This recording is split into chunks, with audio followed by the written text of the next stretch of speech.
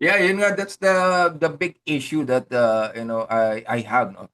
The technology is great. No? There's no question about it. No? There's other flavors of ledgers, immutable ledgers out there, but blockchain is the more popular. No, it's a good technology, but like in any digital transformation that we've been doing, Dino, technology is the last piece. No?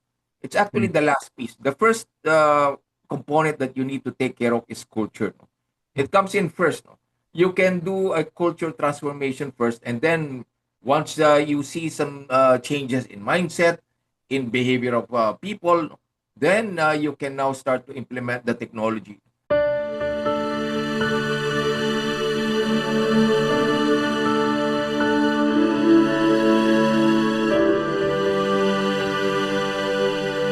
Good day. Welcome to the Leader's Edge. Today, it's season 21, our season opener, the first one for the season. And we have a special topic today. It's called Culture and Blockchain Technology. Could it possibly curb corruption? And we have a unique guest with us in the person of Ray Lugto, who has so many impressive credentials. But I'd really love for Ray to tell us more about himself. Ray? Hi, good afternoon, everyone. Good afternoon, Dino. Thanks for having me here. So, I lead a company called Hungry Workhorse together with my wife. No? It's a 10-year-old company. We're doing consulting, no? Technology, and customer experience, and more importantly, culture. Because in our experience, Dino, culture is the most important and critical piece when we're doing transformation. We have Mm. done transformation work with private companies and in some government agencies, no? Albeit not the comprehensive transformation that we wish. No? Before our company, I was working for big multinationals like Microsoft, even headed a big group in Globe Telecom, led a team in IBM, in Emerson, and I've been in tech now for more than 3 decades. So it seems that you're the go-to person when people who provide solutions need solutions themselves. Right. No, Dino, so we provide solutions, but apart from that, we do the planning and strategy, no? The road mapping, no, with organizations. So road mapping, no, what technology you need in the next 5 years. No? We do that as well as the culture interventions that goes along with it. Mm. It sounds to me like these are conversations that you have with the business owners themselves, the CEO or the president of the company. At that level, that's what you call developmental. So, Ray, maybe we can start for our viewers' benefit at the very fundamental level. Kasi narinig siguro natin, medyo kalat na ngayon na sinasuggest daw ni Bam Aquino, let's make our national budget blockchain based. Mhm. So, how do you feel about that? So maybe you could start with what is blockchain technology? Yeah, dami ng, there's a lot of discussion about blockchain, no? Since what, probably 2 decades now. No? So blockchain, I compare this, with just a simple Google Sheet. No? Do you use Google Sheets, Dino? Uh, Not really. Alam mo, Google Sheets kasi, no, because it's cloud-based, no, it's shareable. Yeah, you can edit at the same time, no, different people can edit it. No? So, pero blockchain, think of a blockchain na parang row in a Google Sheet. Parang siyang Excel file. No? It's like an Excel file, but it's in the cloud. No? So, yun yung version ni Google. It's called Google Sheets. And Oh. blockchain, no, think of the one row as one block. No? And one of the characteristics of blockchain is that it's secure, it's immutable, you cannot change it Hmm. because there's a unique hash or unique code that cannot be erased. And that current row is connected to the previous row, which also has a unique hash or unique code that cannot be changed. And that's why it's called a chain. No? Kaya tinawag na chain. No? Kaya nga integrity chain ano natin, battle cry dito in this blockchain initiative in the Philippines. So, no, because it's immutable and anyone can see it, no, it prevents tampering, no. It's visible to everyone. That's the beauty of it, no. It's visible, transparent, and cannot be changed. My goodness, no wonder he is such a strong advocate of it. My own personal, very limited knowledge of it is that some people are either leery of it because they don't fully understand it, or they embrace it because of its potential for good. So Mhm. I remember our conversation recently when we met each other at that seminar with the PAS, and you did mention that culture plays a big role as well, together with blockchain technology. So, how can that be combined together to create a culture of transparency and accountability in government procurement processes? Is it even possible? Mhm. Yeah, that's the big issue that I have, no. The technology is great, no? There's no question about it, no. There's other flavors of ledgers, immutable ledgers out there, but blockchain is the more popular, no. It's a good technology, but like in any digital transformation that we've been doing, Dino, technology is the last piece, no. It's actually Mm. the last piece. The first component that you need to take care of is culture, no. It comes in first, no. You can do a culture transformation first, and then once you see some changes in mindset, in behavior of people, then you can now start to implement the technology. The technology part is easy. It's easy, you have great technologies, we have mature technology already being used out there in different parts of the world. But the biggest blocker and always the cause of delay and failure is the culture of those implementing and using it. Mm. You've got a very strong point there because we see it in everyday things around us. Um, uh, Things like what we now know as kamote riders, for example. The rules are very simple. Yeah. Motorcycle lane, and presumably that's where they really ought to stay. But Yeah. heck no, they just zip around. So even in the citizens level, we are in dire need of change ourselves. So, malaking ang problema yan. Ano? Like, where do we start? Apparently, yes, citizens can start with themselves. And I've seen some posts from people I respect who say it starts with us. But Right. then it also has to be in partnership with those who are trusted to maintain social functions like the government. Um, is it even possible to work on it at the same time? Right. Alam mo, when I can relate it to other countries that have implemented technology, no, not necessarily blockchain. No. Ako, I always talk about Estonia. No, but no, it's a small country. No, it was poor, no, decades ago, but it became a progressive country. And you know what? 99% of their government is digitized. No. They started Wow. 2001. No. 2001, and it was not blockchain, no. It was the some technology that we that's already being used in the early 2000s, pero there's security out there, no. It's secure, no. Again, it shows that technology is the enabler, no. It's the enabler, it's not the end all be all, no. And what's good about Estonia example is that the people trusted the government and the government trusted the people, no. Yun yung basic requirement, eh. And if you have that as a component, then the culture is a trusting environment. Mm, People do not doubt what government is doing. People trust what the government is doing. The important element is the trust of people. Secondly, is the people will implement and safeguard. Estonia government is known for upholding transparency and cleanliness in government. Ngayon, because nga corruption in our country, di ba? We have seen this, no?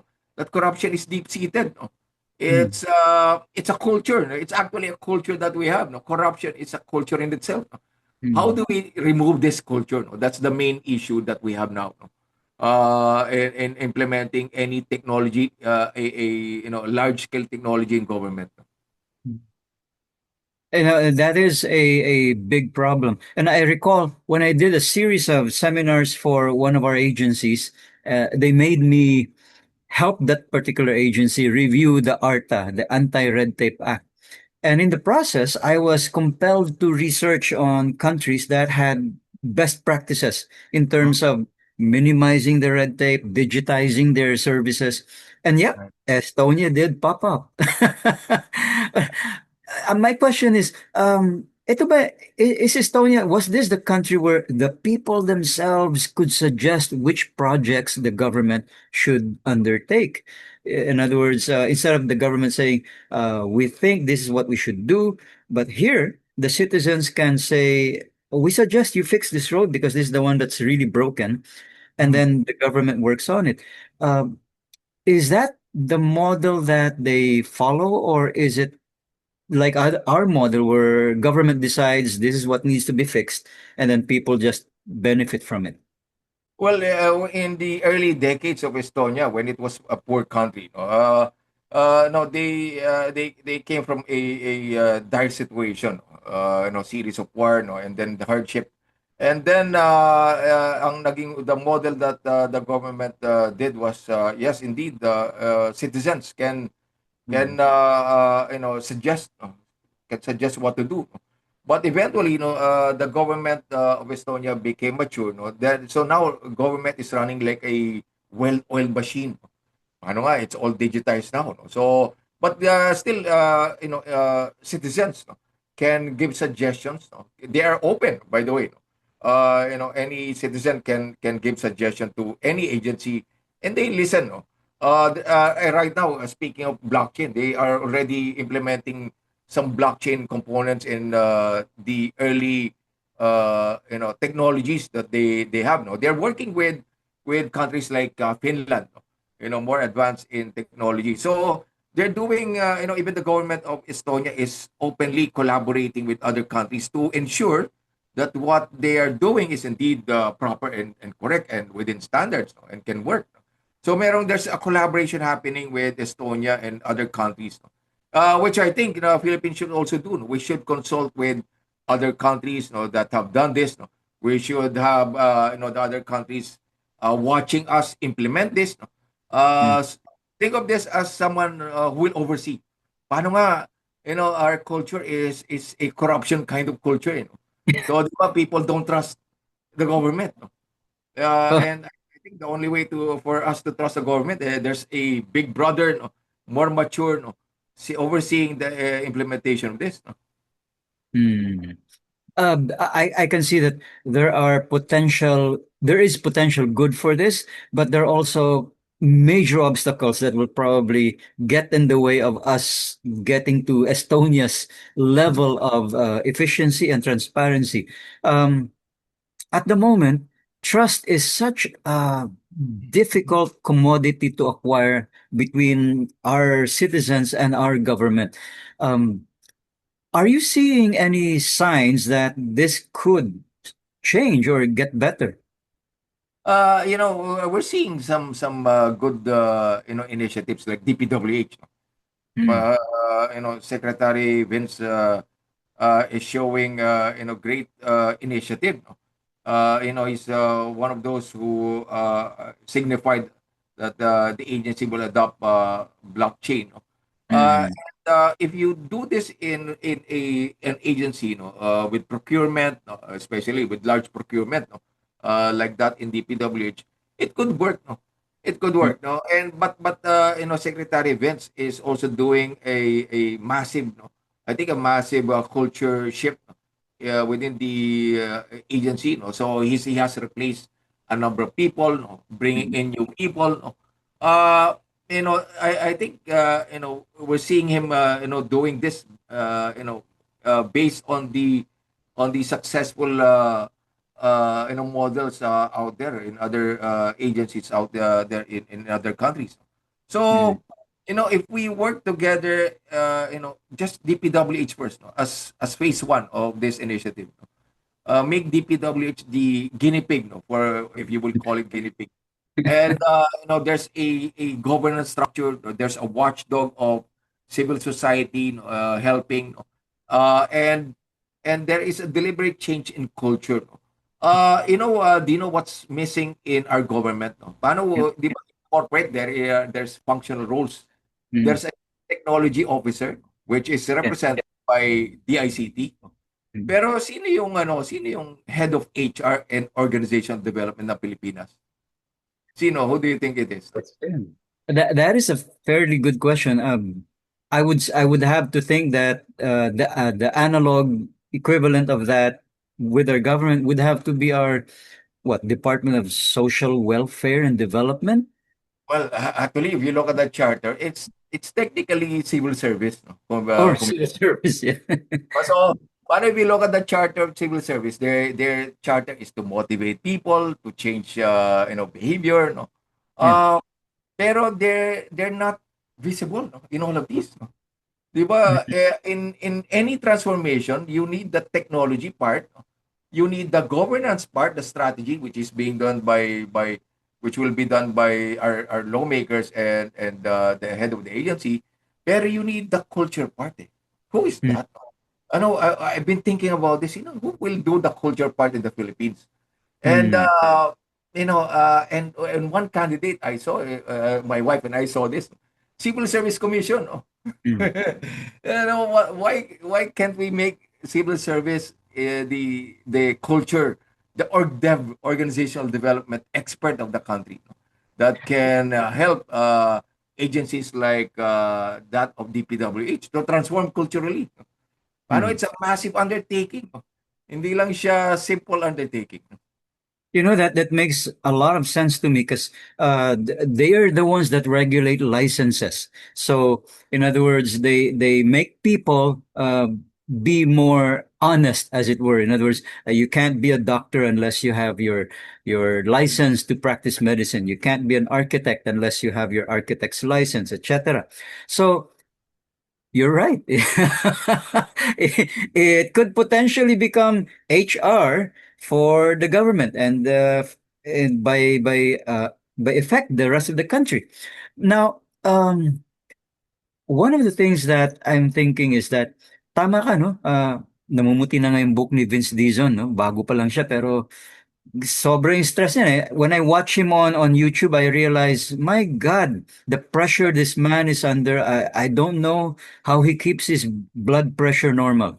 Uh, but then I think, if he manages to pull this off, what's to stop the rest of the government from, say, adopting this, as you said, no? Like one of the other areas of government na, well, I shouldn't say one of the other, many of the other agencies that have trust issues is, sabihin natin yung COMELEC, for example, could blockchain be applied to the election process?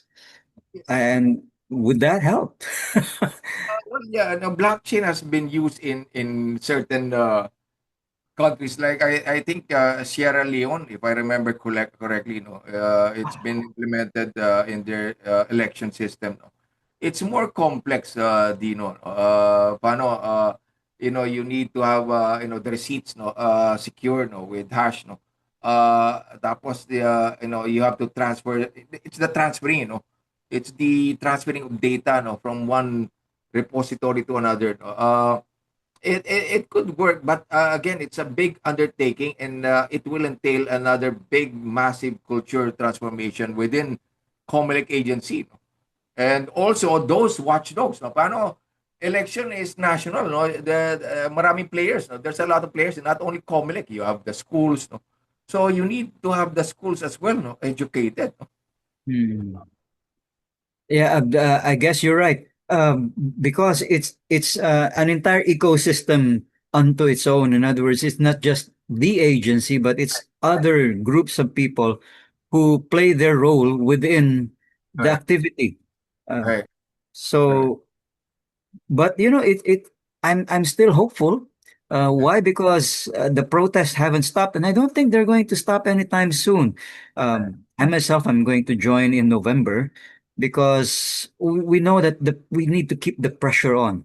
So, um, moving ahead, suppose this works out with the national budget. God willing, it works out and people begin to trust the process, trust the system.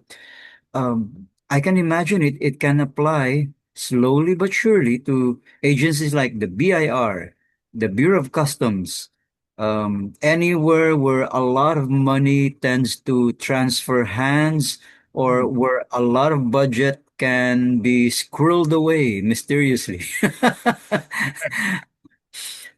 So, parang ang lumalabas na pattern sa nabanggit mo is a lot has to do with the leadership. Like for example, in Vince Dizon's case, no? Awa ng Diyos, hindi pa siya nagre-resign out of stress, no? He's keeping at it. Um, so we need a good leader, somebody who's ethical, somebody the people can trust, and whose optics are good Right. to inspire the cultural shift. Um, what can we as people do to support initiatives like that, like what Vince is doing? Yeah, I think we have to be active out there, no, and social media has been helpful, no.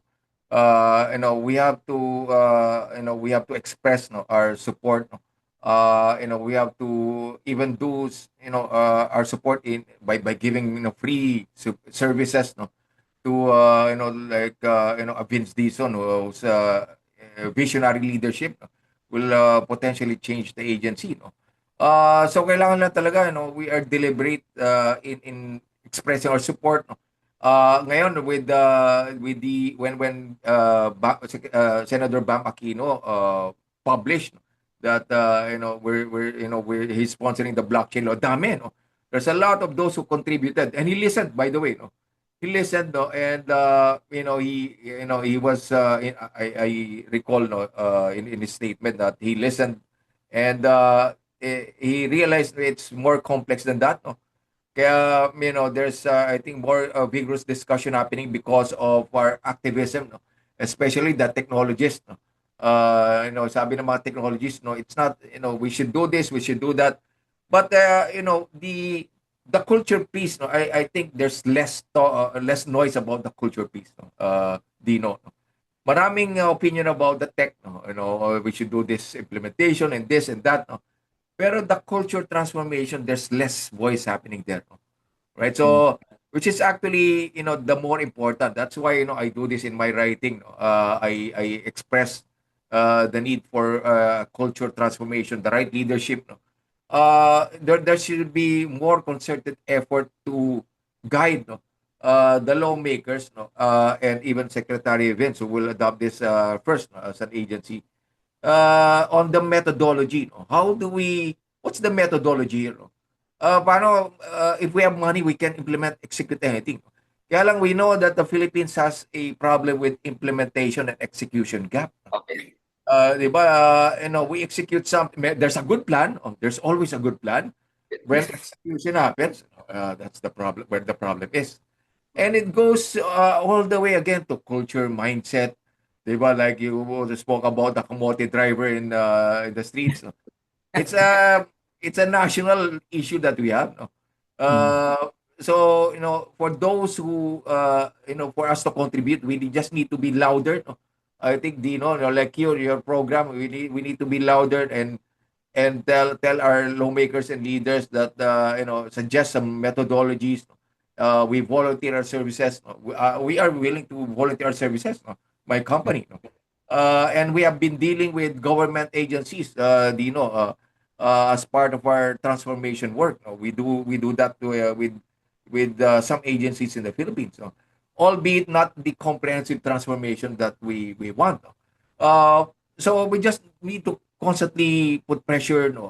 Constantly, tell our leaders, no, that this is the right way to do it. And we have seen the examples in other countries. Walang we are not lacking in great examples out there, no? We are Ah, not lacking yeah. in great planners, no? We are not lacking in great technologies, no? Mm. We are not lacking in budget, no? We know that, no? Marami tayong pera. Yun na nga. Alam mo, totoo yung sinasabi mo kasi, for example, Metro Manila drivers are really, really rude sometimes or reckless within Metro Manila. But anytime they enter Clark or Subic, they're behaved. Alam mo, yeah. Tama, alam mo tama yan. That's a great observation. And hindi lang sa Clark and Subica, like bring any Filipino abroad, they excel.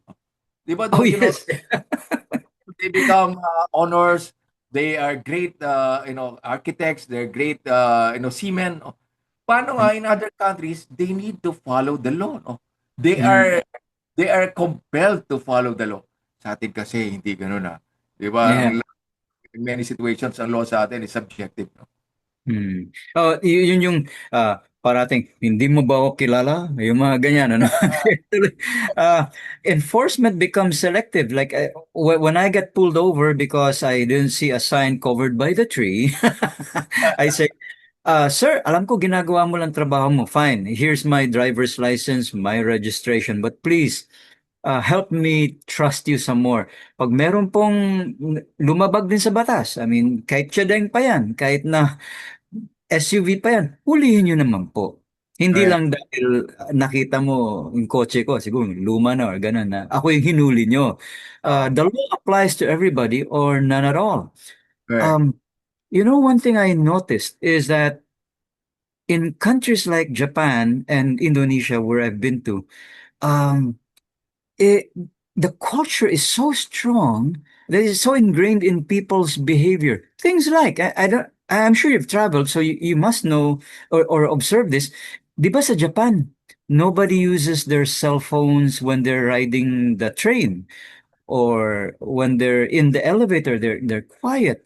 Um, in Singapore, when you walk slowly, people get irritated because everybody always moves briskly, kahit yung mga matatanda. So if you're slow as a walker, you make way for the others who are in a hurry. And there's no ego about it. People understand. People are simply in a hurry. Um, ang nakikita ko rito is we love examples Mm. to show us how things can be done. Um, is there some hope for us in terms of a cultural shift? Because this requires something really, really massive. Right. Um, who can we cite as people that we can look up to and maybe have hope na maybe the culture can begin to move because of their inspiring examples? Right, right. Alam mo, culture kasi again, it's deep-seated, no? We've been, me personally, I've been teaching culture, no, across many organizations in the Philippines. And the framework I use always, Dino, is the Hofstede framework, if you're familiar with that. No? Hofstede. Okay. No? And Mm-mm. what he did is study the culture profile of countries. And it's available in the website. You can compare Filipino culture with other nationalities. No? And you know what's glaring? No? What's always glaring when I teach culture? No? You know what's glaring? No? And I think this is the root of our culture as Filipino is we are one of the probably the most short-term thinkers in the world. No? We think short-term. No? It's a profile, no, that's been found, no, by the Hofstede Insight. No? Compare that to other countries. No? So we think always short-term. No? So kikita ba ako rito? Makakawala ba ako rito? No? And that's the primary reason, Dino, why we are not saving as a country. No? We have the lowest saving. We have the lowest insurance penetration in Asia, no? Because we do not plan for our future. No? That is Mm, part of our culture. No? No, pero how do you now relate this to what's happening now? No? Paano mm, nga gusto natin lagi quick, no? Quick, no? Laging palusot, no? Laging mm, palusot. So, and that goes with our institutions, no? 'Di ba in many countries, no? Now let's go to example countries. I studied a certificate called course called futurism, no? DAP, no? Futurism is thinking about the future 50 years ahead, no? And did you wow. know countries, no? In progressive countries like Malaysia, no? Singapore, Korea, Taiwan, Japan, they established their futures department like in the 60s, 70s. Alam mo, that led to their development. They established a futures agency that will plan for the country 50 years in the future. Walang pwedeng gumalaw ng plano na yun. Ah. Walang pwedeng gumalaw. It's futures thinking. Ngayon sa Mm. Pilipinas, ang yung futurism bago pa lang, no. Nasa committee to ni Senator Pia Cayetano, no, sa Senate. Pero wala siyang traction, no. Mm. Sa atin kasi 'di ba, magpaplano. Tapos Mm. bagong presidente, bago na naman. 'Di ba, Yes. bagong presidente, bago na naman, no. Mm. There is always no continuity, no? Kaya ang laging mindset ng mga government officials, hintayin ko lang matapos tong term na to. Bago na naman ang gagawin ko, no? We are always short-term thinkers. We do not plan for our future, no? That is the root cause of our culture now, no? Laging gusto natin madalian, no? Quick fix, no? Kaya Mm. makikita mo, puro mga quality issues, no? Mm. Makikita mo, may mga kumukubra ng pera kagad, no? O kaya yung mga gusto palusot, no? It's Mm. this ingrained culture of short-termism, no, that we Mm. need to change. And I think malaki role ng institutions dito, no. If we Mm. just let our institutions create a plan, tapos merong continuity of that plan, kahit sino yung presidente, walang pwedeng gumalaw noon. Yung budget noon hindi magagalaw because that budget is for national development, then everyone will follow, no. Mm. Alam mo, it will follow, no. I think that's one intervention that government can do, no, is creating this futures agency that will plan for our future, and no one can touch that plan. No Mm. one can touch the budget of that plan. Para ang mga Pilipino sabay-sabay, no. If we want to make Philippines a first world country, no, in 30 years, then we have to have this. Mm. Ang problem natin, 'di ba, lagi ang may Oplan 6 years, no? Paano 6 years lang ang term eh. After that plan, wala na, no? Nawawala yan, nawabaw na sa limot, no? That's actually a problem, Dean. Totoo yan kasi naaalala ko dati, yung mga tinuturuan ko noon sa isang agency, sabi nila, ay sige, nandyan lang yan, pero pag wala na si Parayno, balik tayo sa dating gawi. Yun, they were talking about the ACOS nila, Automated Computer Operating System, para mabawasan yung number of signatures to get cargo off the dock. Right. Uh, and they were just murmuring behind his back Yeah. until finally it stuck. And so ngayon mas mabilis ilabas yung mga saging imbis na mabulok sa sa harbor kasi nga they now have a classification for commodities, things that spoil quickly, and things that can stay. Right. um you've got a point there kasi scalable yung sinabi mo scalable. I mean, from the small picture, like for example, mga homeowners association, alam naman natin, 1 year lang or 2 years lang yung mga officers ng HOA. So, ang ganda ng plano nung nakaupo ngayon. Pag napalitan, wala na naman. So, from the HOA to, say, the corporate world, Yeah. karaniwang daing ng mga tao sa isang department, ay nako, pag nagpalit tayo ng boss, magbabago na naman yung management system niya. So nasanay na sana tayo dito, mag-a-adjust na naman tayo. Especially because of mergers, mga buyouts. So new culture is put in place. And then if you take it the whole hog, national level, ganun din yung problema eh. So, you've got a very good point there. We need to have this futurist mindset so we can have long-term goals that nobody is permitted to touch. Right. Siguro the better way to look at it is they're permitted to manage but not alter, not change. Alam mo, um, it goes with technology, no? Paano in digital transformation planning, no? Kailangan yung technology mo roadmap eh. It's future hmm, proof. 'Di ba? It's future proofing technology. So titingnan mo pa lang, 5, 10 years, no. Ano ba yung technology? Then we create a roadmap for that para yung iyong transformation alongside with the culture, no. It's cost effective. hmm, Sa Singapore, no. Alam mo, iniisip nila ngayon na like 50, 30 years, 50 years from now, it's AI augmentation with humans, no. Yun na yung mga iniisip nila ngayon. 50 years, no. awesome. So that's how, the future's thinking. So with that plan, siyempre gagawa ka ng actions, no, as a government, no. 'Di ba, Mm. gano'n dapat sa atin, no? Like in private sector and government. Kailangan yung plano mo hindi lang every 6 years, no? Sa atin kasi every 6 years ang plano, no? 'Di ba, tapos bagong system na naman, no? Laging Mm. gano'n, eh. Like, this is one potential problem. If we implement this, no? Tapos 'pag nagbagong presidente, naku, what do you think will happen, no? Bago na So, naman. 'di Oh, ba? 'cause sometimes there are plans that are essentially good, even if the president at the time who created it or implemented it was very unpopular. But in principle, in concept, the plan is good, no? So sayang kasi dahil napalitan siya, that was scrapped in favor of appearing like we're not using any of his ideas because he was a bad leader. Right. Kasi hindi naman lahat masama eh, Yeah. uh, as far as plans go. Right. So, because we're so fond of low-lying fruits, I mean, gusto nga natin ng instant gratification. Why not leverage that for now?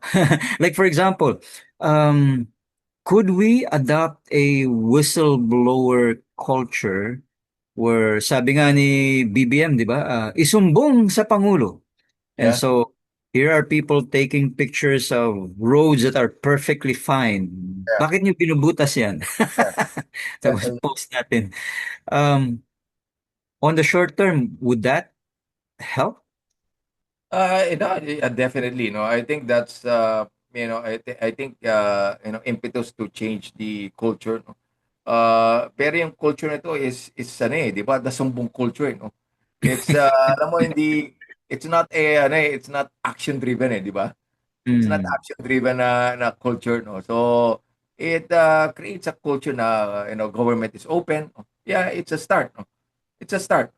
But again, that will be as good as those actions being done, no, on those sinusumbong, di ba, Dino? So mm. paano kung walang ginawa ang government sa mga sinusumbong, then that will lose popularity and steam, no, amongst Filipinos, no? And it will stop this culture, no. Maganda na sana nagsusumbong ka, may tiwala ang mga tao. Baka kung wala makitang action ng mga tao, then mawawala rin na tiwala ang mga tao. So I think there's the kernel to a solution in what you've said. Yung bang so people become whistleblowers. In other words, we help the government monitor what they're supposed to be monitoring themselves. So we blow the whistle. Yeah. We take pictures. We document things. And if they reward that by acting on what we report, uh, trust begins to build between the people who feel empowered and the government who feels trusted by the people. And so from there, it can grow and take on a life of its own. That's correct, no. That's correct. So kailangan we see some actions, no, based on what we tell, no, this government, no? So that will sustain, no? That will Mm, sustain this culture, no? And then once this happens, then there's going to be a culture of trust, no? We mm, trust the government trusts the people, no? Which is the foundation of the Estonia example that we discussed earlier, no?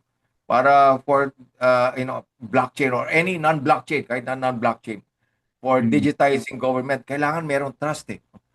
'Di ba? mm. Kailangan merong trust bawat isa, eh, no? Paano yung culture ng puro sumbong, it's also time consuming, 'di ba? Kailangan dumating point na, we can sleep without, being worried, no? Ano nangyayari, 'di ba? Uh, so we should reach that maturity, no? Kailangan we reach a maturity stage like that, eh. So, Mm. ngayon wala pa tayong maturity, no, Dino, eh. Kaya nga, ako, I want to also discuss the maturity of the country, no. Paano Yeah, those please do. Mm, successful in implementing blockchain or kahit na non-blockchain when digitizing government, there is a certain maturity, no, in the nation. And you will see a correlation na ang mga successful dito are first world countries, no? Di yeah. ba? So, pag third world countries, no, ano na, merong potential issues, no. So, a third world country like ours, no? wala pa tayo sa maturity level that that we trust the government trust us. Uh, there's transparency, there's openness. So we are not yet in that level of maturity. That's why the risk of having this successful is far greater compared if the country is mature. Mm. So in other words, there is a great effort required to sell the concept to the people themselves. Kasi alam naman, marami na rin tayong mga baby boomers, tumatanda na rin yung mga ilang millennials natin. And for those who are medyo puting buhok tulad ko, um, we're very distrustful of technology. We're very distrustful of change. We can't trust anything that we can't touch or talk to in person. Um, Especially now that we have so many deep fakes going all over the place. um, so it's one step at a time. It's Right. learning to trust one another. But that Right. can only happen if we see tangible results. So in others, parang chicken and egg. Yeah. The government wants us to trust it.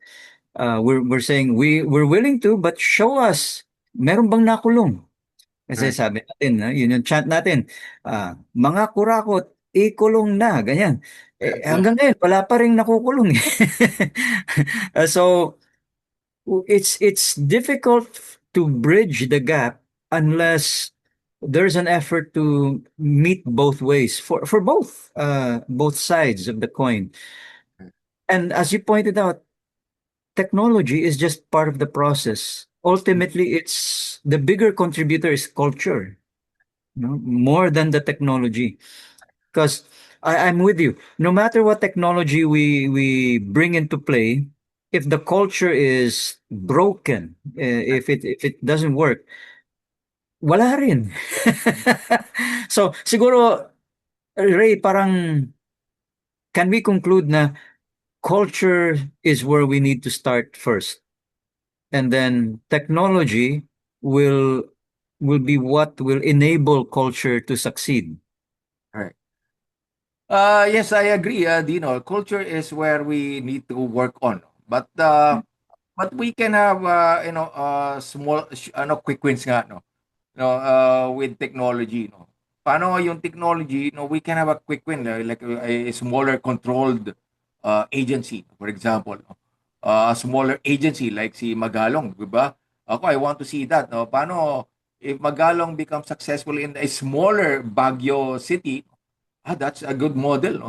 So, it can happen. Paano? Tapos, a smaller city like Baguio, mas madali yung culture transformation. No? 'Di ba? Mas madali like if you notice siguro yung mga news about Pasig, no? Makikita mo Yeah. yung even the mindset change ng Pasigueños nagbabago because their leader is inculcating a change in mindset. No? Di ba Mm. makikita mo rin ako I've been yung pumunta ako sa Pasig, iba yung binibigkas nila no. Gusto nila yung transparency no and so on. Kaya malaking role ng ng leader no in changing the mindset of people. Kaya yeah, you're right no, we can change the culture at the start pero siyempre gusto rin maya natin may makitang quick win no. So yung Mm. quick win that can happen is a smaller city no, like a Pasig or a Baguio no. And then probably a bigger agency like DPWH no. Di ba Yeah. magandang i-pilot ito sa sa smaller city no kaysa big bang ka kagad sa Mm. isang big agency like DPWH. So culture indeed is the first no? But we can also implement parallel no doing a quick win pilot with a smaller city no. Mm. And that's why the Department of Education, Culture, and Sports um, really needs good leadership behind it. uh, Nasayang kasi yung opportunity na yun early during this administration. But the people who are now running it seem to be doing what they can Right. to change things. Um, so, Ray, I love what you've shared with us and my audience and yung panawagan na makialam tayo na it begins with us but Right. also to open our mind to what technology can offer. Right. Are there any things you'd like to share with our audience, like events, or maybe there's something that's happening with a hungry workhorse that you'd like us to know about? Our vision in our company is really to help, Filipinos, no, achieve a level of progress, no, especially in tech. No. That's our vision, Dino. So we are, adopting, advanced tech, no, and implementing that in the Philippines. No, we are now in the process of implementing new API technologies. No, ito yung API that connects different systems. No, we're doing that with a bank now in the Philippines, and this is the first, no, in the region, and going to be the first in the globe. So we want to Wow. show. This is our direction. We want to showcase Filipino talent. We want to bring advanced technology to Filipino students and graduates, and we want to market Filipino expertise abroad, no, para hindi na sila umalis, no, from Philippines. No. And that's what we do. No. And we've been talking to schools, no, making a rounds, no, to partner with them, no, to get some interns and eventually employees from them.